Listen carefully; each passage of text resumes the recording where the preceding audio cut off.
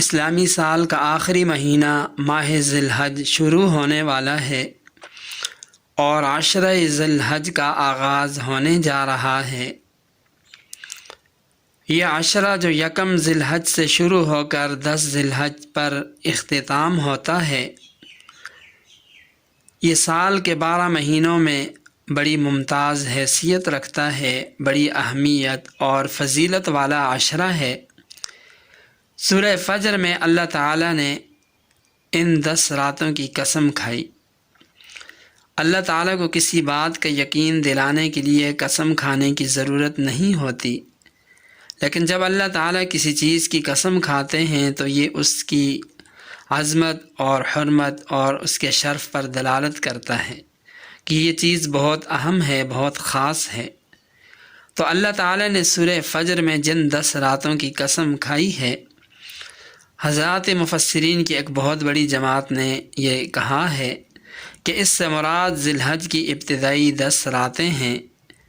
اس سے ان 10 راتوں کی عظمت، عزت اور حرمت کی بخوبی اندازہ لگایا جا سکتا ہے کہ یہ ایام اور اس پہلے عشرے کی جو 10 راتیں ہیں کس قدر اہمیت کی حامل ہیں۔ بلکہ خود اللہ کے نبی صلی اللہ علیہ وسلم نے ایک ارشاد میں واضح طور پر ان 10 ایام کی اہمیت و فضیلت بیان فرمائی۔ یہاں تک فرمایا کہ اللہ تعالیٰ کو عبادت کے اعمال کسی دوسرے دن اتنے محبوب نہیں جتنے ان 10 دنوں میں محبوب ہیں، چاہے وہ عبادت نماز ہو، ذکر و اذکار ہو، تلاوت ہو یا صدقہ خیرات ہو۔ ایک اور حدیث میں یہ بھی فرمایا کہ کوئی شخص ان ایام میں ایک دن روزہ رکھے تو ایک دن کا روزہ اجر و ثواب کے اعتبار سے 1 سال کے روزوں کے برابر ہے۔ اور فرمایا ان 10 راتوں میں ایک رات کی عبادت لیلۃ القدر کی عبادت کے برابر ہے، یعنی ان 10 راتوں میں کسی بھی ایک رات میں عبادت کی توفیق مل گئی تو یوں سمجھیں کہ اس شخص کو لیلۃ القدر میں عبادت کی توفیق ہو گئی۔ یہ کوئی معمولی بات نہیں ہے۔ ان ایام کی، اس عشرے کی اس سے بڑھ کر اور کیا فضیلت، اہمیت ہو سکتی ہے کہ وہ عبادات جو سال بھر کے دوسرے ایام میں انجام نہیں دی جا سکتی، ان کی ادائیگی کے لیے، ان کی انجام دہی کے لیے اللہ رب العزت نے اس عشرے کو منتخب فرمایا۔ مثلا حج ہے، حج کے ارکان میں سے عرفات میں جا کر ٹھہرنا، اسی طرح مزدلفہ میں رات گزارنا، جمرات کی رمی کرنا، یہ ایسے اعمال، افعال ہیں کہ اگر انہی ایام میں انجام دیا جائے تو عبادت ہیں۔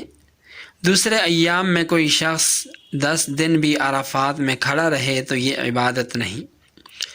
دوسری عبادت جو اس عشرے کے اندر ہے وہ قربانی ہے۔ قربانی کے لیے اللہ تعالیٰ نے ذی الحج کے 3 دن 10، 11 اور 12 مقرر فرمائے۔ ان ایام کے علاوہ اگر کوئی شخص قربانی کی عبادت کرنا چاہے تو نہیں کر سکتا۔ یہی وجہ ہے کہ علماء نے احادیث کی روشنی میں لکھا ہے کہ رمضان المبارک کے بعد سب سے زیادہ فضیلت والے اگر کوئی ایام ہیں تو یہ عشرہ ذی الحج کے جو ابتدائی 10 ایام ہیں یہ بہت اہم ہیں۔ ان میں عبادات کا اجر و ثواب کئی گنا بڑھ جاتا ہے، اور علماء نے لکھا ہے کہ ان ایام میں اللہ تعالیٰ کی طرف سے خصوصی رحمتوں کا نزول ہوتا ہے، انوار و برکات کا نزول ہوتا ہے۔ تو عشرہ ذی الحج شروع ہو چکا ہے، اس لیے ان ایام کو غنیمت سمجھیں، ان کے اندر زیادہ سے زیادہ عبادات کا، ذکر و اذکار، تلاوت کا، اور ان ایام کے اندر اگر ہو سکے تو روزے رکھنے کا بھی خاص طور پر اہتمام ہونا چاہیے۔ اللہ تعالی ہم سب کو عمل کرنے کی توفیق عطا فرمائے۔